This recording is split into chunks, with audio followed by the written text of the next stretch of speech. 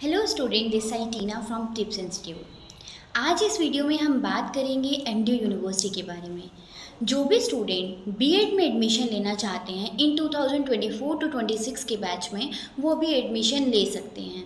ठीक है, जैसे कि मैंने आपको लास्ट वीडियो में बताया होगा, टॉप 5 यूनिवर्सिटीज़ के बारे में मैंने आपको बताया था। MDU university, CRSU university, Kurukshetra university, D crust university, Gurugram university. ये हरियाणा की 5 टॉप यूनिवर्सिटीज़ हैं जो आपकी यूजीसी अप्रूव्ड यूनिवर्सिटी हैं, प्लस इनके अंडर जो कॉलेजेस आते हैं वो एनसीटी अप्रूव्ड हैं। तो काफ़ी स्टूडेंट्स ने ये वीडियोस देखी थी, तो काफ़ी स्टूडेंट्स का ये कमेंट भी आया था कि मैम प्लीज़ आप एमडीयू यूनिवर्सिटी के ऊपर प्रॉपर वीडियो शेयर कीजिए।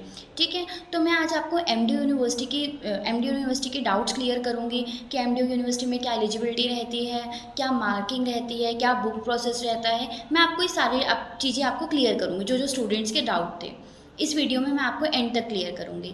ठीक है, तो प्लीज़ अगर आप हमारे चैनल पे नए हैं तो चैनल को सब्सक्राइब कर लीजिएगा, शेयर कीजिएगा, बेल आइकन प्रेस करना ना भूलना, ताकि आने वाली मोर नोटिफिकेशन, मोर अपडेट्स आप तक इजीली रिसीव हो सके। ठीक है, अब मैं आपको बताती हूँ एमडीयू यूनिवर्सिटी के बारे में। एमडीयू यूनिवर्सिटी ये आपकी रोहतक की यूनिवर्सिटी है। इसका जो फुल फॉर्म है एमडीयू यूनिवर्सिटी का, महर्षि दयानंद यूनिवर्सिटी। ये रोहतक में बेस्ड यूनिवर्सिटी है। अगर आप बीएड में एडमिशन लेना चाहते हैं हरियाणा की एमडीयू यूनिवर्सिटी से, ठीक है, तो इसमें आपको जो कॉलेज लोकेशंस प्रोवाइड होती हैं, रोहतक, बहादुरगढ़ और गुड़गांव, ये 3 लोकेशंस आपको प्रोवाइड होती हैं जो एमडी यूनिवर्सिटी के अंडर आती हैं।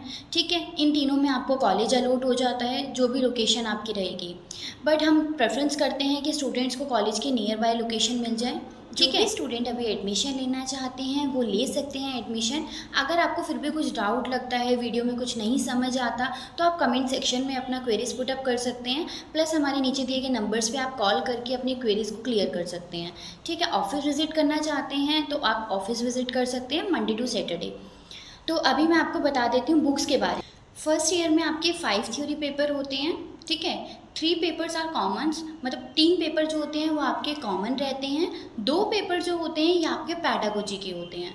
ठीक है, जो 3 पेपर जो आपके कॉमन रहते हैं, चाइल्डहुड एंड ग्रोइंग अप हो गया, कंटेम्प्रेरी इंडियन एजुकेशन हो गया, लर्निंग एंड टीचिंग, ये 3 पेपर आपके कॉमन होते हैं। चाहे बच्चा आर्ट साइड्स का है, चाहे कॉमर्स का है, चाहे साइंस का है। ठीक है, आपकी कोई भी स्ट्रीम है, मैटर नहीं करता कि आप किस स्ट्रीम से बिलोंग कर रहे हैं, ये मैटर नहीं करता। चाहे आर्ट्स, कॉमर्स, साइंस, तीनों को सेम सब्जेक्ट रहता है, ये कॉमन रहता है। ठीक है, जो 2 पेपर होते हैं जो कि आपके पैडागोजी के होते हैं। ठीक है, इट मीन्स ये आपके ग्रेजुएशन बेस पे होते हैं। ठीक है, अगर कोई बच्चा आर्ट्स का है तो या तो वो अपना लैंग्वेज ले लेता है, या फिर वो अपना एक एसएसटी सब्जेक्ट्स हो गया वो ले लेता है। ठीक है, ये डिपेंड करता है कि आप कौन से स्ट्रीम के, जो 2 पेपर आपके पैडागोजी के होते हैं वो आपके स्ट्रीम के ऊपर डिपेंड करता है कि आपने ग्रेजुएशन में क्या पढ़ा है, उसके ऊपर डिपेंड करता है। ठीक है, ये तो हो गया आपके बुक्स के बारे में। और फर्स्ट ईयर में आपकी जो होती हैं 4 प्रैक्टिकल फाइल होती हैं। ठीक है, ये 4 प्रैक्टिकल फाइल भी आपकी कॉमन रहती हैं। ठीक है, reading and reflecting on text हो गया, क्रिटिकल अंडरस्टैंडिंग ऑफ आईसीटी हो गया, अंडरस्टैंडिंग द सेल्फ हो गया, drama in art in education, ये 4 आपके प्रैक्टिकल फाइल्स होती हैं। ये भी आपकी कॉमन रहती हैं, चाहे बच्चा आर्ट्स का है, कॉमर्स का है, साइंस का है। ठीक है, ये आपकी 50-50 मार्क्स की पर फाइल होती है। ठीक है, अब जैसे मैंने आपको 5 बुक्स बताई थी जो आपका थ्योरी पेपर होता है, ये टोटल पेपर जो होता है वो आपका 100 मार्क्स का होता है। ठीक है, जिसमें से 80 मार्क्स आपका थियोरेटिकल पार्ट रहता है, 20 मार्क्स आपका इंटरनल पार्ट रहता है। ठीक है, इंटरनल पार्ट में क्या एक्टिविटी करनी होती है, क्या फाइल बनानी होती है, वो सारी चीज़ें आपको हमारे थ्रू गाइड की जाती हैं। ठीक है, प्रैक्टिकल फाइल में क्या करना होता है, कैसे होता है, वो सारी चीज़ें भी आपको हमारे थ्रू गाइड की जाती हैं। ठीक है, अगर जब आप एनरोल करते हैं उसके बाद कैसे क्या प्रोसेस रहता है, वो सारी चीज़ें हम आपको गाइड करेंगे। ठीक है, अब मैं आपको बताती हूँ सेकेंड ईयर के बारे में। एमडीयू में अगर आप एडमिशन लेते हैं हरियाणा की यूनिवर्सिटी एमडीयू यूनिवर्सिटी से अगर आप एडमिशन लेते हैं तो सेकेंड ईयर का सिलेबस मैं बताती हूँ, कितनी बुक्स और कितनी प्रैक्टिकल फाइल होती हैं। सेकेंड ईयर में जो रहता है आपका 7 थ्योरी पेपर होते हैं। ठीक है, ये सारे पेपर आपके कॉमन होते हैं, चाहे बच्चा आर्ट्स का है, कॉमर्स का है, साइंस का है, ये सारे पेपर कॉमन रहते हैं। सेम 100 का मतलब 100 का आपका टोटल पेपर होता है, जिसमें से 80 आपका थ्योरेटिकल होता है, 20 आपका इंटरनल होता है। ठीक है, इसमें जो 2 पेपर्स होते हैं ये आपके डिवाइड होते हैं। ठीक है। जैसे मानो आपका 100 का था तो यहाँ पे आपका 50-50 हो जाएगा, ठीक है। आपका जैसे प्रैक्टिकल इसमें इंटरनल है, वहाँ पे आपका 20 का इंटरनल होता है तो वहाँ पे आपका 10-10 हो जाएगा, ठीक है। अगर आपको फिर भी कुछ डाउट्स लगते हैं, कुछ भी क्वेरीज लगती हैं, आप हमारे ऑफिस टिप्स इंस्टीट्यूट में विजिट कर सकते हैं, ठीक है। आप हमारे नीचे दिए गए नंबर्स पे आप कॉल करके पूछ सकते हैं कि हाँ आपको कुछ भी डाउट्स रहता है, ठीक है। अब मैं आपको बताती हूँ प्रैक्टिकल फ़ाइल के बारे में। जो सेकेंड ईयर में जो आपकी प्रैक्टिकल फ़ाइल बनती है, सेकेंड ईयर में आपकी 2 प्रैक्टिकल फ़ाइल होती हैं। ये आपकी पैडागोजी बेस पे होती हैं, ठीक है। ये पैडागोजी बेस पे होती है। जो आपने फर्स्ट ईयर में सब्जेक्ट चूज़ किया था, जैसे 3 पेपर आपके कॉमन थे, ठीक है। जो आपके 2 पेपर पैडागोजी के थे, तो वही आपका जो आपने फर्स्ट ईयर में सब्जेक्ट चूज़ किया था, वही पेपर की आपकी सेकेंड ईयर में प्रैक्टिकल फ़ाइल बनती है, ठीक है। वो जो प्रैक्टिकल फ़ाइल होती है आपकी ग्रेजुएशन बेस पे होती है, जो आपने सब्जेक्ट फर्स्ट ईयर में चूज़ किया था, ठीक है, वो फाइल बनती है। ये 2 फाइल्स रहती हैं आपके, क्योंकि 2 ही सब्जेक्ट्स आपने फर्स्ट ईयर में चूज़ किए थे, ठीक है। तो यही आपकी 2 फाइल्स बनती हैं। जो ये 2 फाइल्स बनेंगी ये 100 मार्क्स की होती हैं, ठीक है। 100 मार्क्स की आपकी 2 फाइल बनती हैं। प्रैक्टिकल फ़ाइल में क्या करना है, कैसे करना है, ये सारी चीज़ें हमारे थ्रू आपको गाइड की जाती हैं, ठीक है। आप टिप्स इंस्टीट्यूट आपको प्रॉपर गाइडेंस देता है, ठीक है। अभी तक मैंने आपको बताया बुक्स के बारे में, प्रैक्टिकल फ़ाइल के बारे में, ठीक है। आपकी लोकेशंस के बारे में कि क्या लोकेशन रहती है, क्या एग्ज़ाम सेंटर रहता है आपका, ये सारी चीज़ें अब मैंने आपको बताई हैं। अब मैं आपको बताती हूँ एलिजिबिलिटी क्या रहती है। अगर आप बीएड से एडमिशन लेना चाहते हो, तो आप बीएड में एडमिशन लेना चाहते हो इन 2024 टू 26 के बैच में एमडीयू यूनिवर्सिटी से। अब मैं आपको बताती हूँ एलिजिबिलिटी क्या रहती है अगर आप बीएड में एडमिशन लेना चाहते हैं एमडीयू यूनिवर्सिटी से, ठीक है। अगर कोई स्टूडेंट, फर्स्ट ऑफ ऑल अगर कोई स्टूडेंट इंटरेस्टेड है बीएड एडमिशन के लिए एमडीयू यूनिवर्सिटी से, तो वो हमारे नीचे दिए गए नंबर्स पे कॉल करके एनरोल भी करवा सकते हैं, ठीक है। हमारे थ्रू आप एडमिशन ले सकते हैं।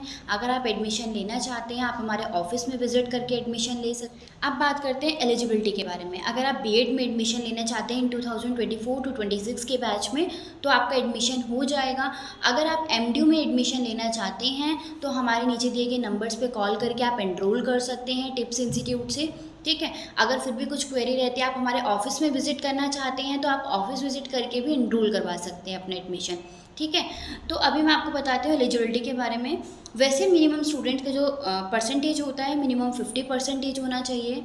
अगर आपने ग्रेजुएशन में बीटेक किया हुआ है, ठीक है, या पोस्ट ग्रेजुएशन में आपने एमटेक किया हुआ है, तो आपका मिनिमम 55% होना कंपलसरी है, ठीक है। वैसे आपने बीए एमए किया होता है तो कोई इशू नहीं है, आपका 50% हो जाएगा तो वो भी चलेगा, ठीक है। बट ये जो स्पेशली 55% है, ये बीटेक और एमटेक स्टूडेंट्स के लिए है, ठीक है। तो मैं आपको बता देती हूँ आगे। अगर आप एनरोल करना चाहते हैं, मिनिमम परसेंटेज आपकी ये होती है कि आपको ग्रेजुएशन में 50% होना चाहिए।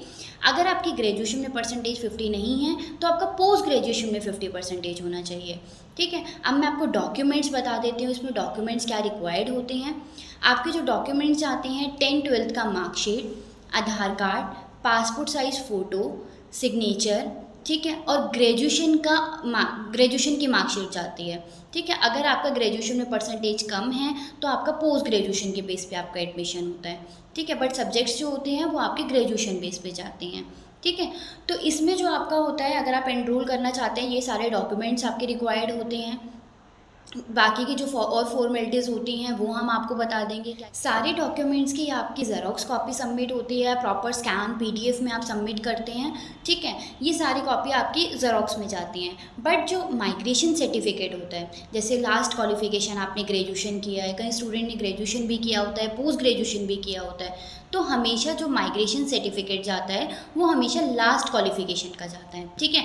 अगर किसी स्टूडेंट ने ग्रेजुएशन किया है लास्ट, तो उसका ग्रेजुएशन का माइग्रेशन सर्टिफिकेट जाएगा। अगर किसी स्टूडेंट ने पोस्ट ग्रेजुएशन किया हुआ है लास्ट, तो उसका पोस्ट ग्रेजुएशन का माइग्रेशन जाएगा, ठीक है। माइग्रेशन हमेशा ओरिजिनल जाता है, ठीक है। ओरिजिनल इसलिए जाता है क्योंकि आप एक यूनिवर्सिटी से दूसरी यूनिवर्सिटी में माइग्रेट हो रहे हो। अगर किसी स्टूडेंट ने अपना बीए एमए कोई भी कोर्स अपना एमडीयू यूनिवर्सिटी से ही किया हुआ है, तो माइग्रेशन का नीड नहीं होगा, ठीक है। अगर किसी अदर यूनिवर्सिटी से किया हुआ है, तो आपको ओरिजिनल माइग्रेशन सबमिट करना होगा। इजीली निकल जाता है आपका माइग्रेशन। अगर कैसे अप्लाई करना रहता है, क्या करना होता है, वो सारी चीज़ें हम आपको गाइड कर देंगे अगर आपको नहीं समझ आता। ठीक है, अगर फिर भी आपको कुछ क्वेरीज या डाउट लगता है तो हमारे नीचे दिए गए नंबर्स पे आप कॉल कर सकते हैं। फिर भी आपका कोई एमडीयू से रिलेटेड कुछ भी क्वेरीज होती हैं तो आप हमारे कमेंट सेक्शन में अपना क्वेरीज पुटअप कर सकते हैं, कॉल करके अपना क्वेरीज को सॉर्ट कर सकते हैं। ठीक है, ऑफिशियल आवर्स में आपको कॉल आ जाएगा। ऑफिस विजिट करना चाहते हैं तो प्लीज़ आप ऑफिस विजिट कर सकते हैं। और एडमिशन के लिए लेट ना कीजिए क्योंकि लिमिटेड सीट्स हैं। ठीक है, जितना जल्दी हो सकता है उतना जल्दी आप एनरोल करो। ये ना हो, देखो आने वाले टाइम में जो बीएड है वो 4 साल की हो जाएगी, तो अभी टाइम रहते ही आप अभी एनरोल कर लीजिए कि ताकि जल्दी से जल्दी आप अपना बीएड कंप्लीट कर पाओ। क्योंकि आने वाले टाइम में जब 4 साल की हो जाएगी तो उस टाइम आपको लगेगा कि मैंने बीएड जो था मेरा 2 साल का मैंने कर लिया होता तो मेरे लिए बेटर रहता। ठीक है, कि 4 साल की नहीं करनी होती मुझे।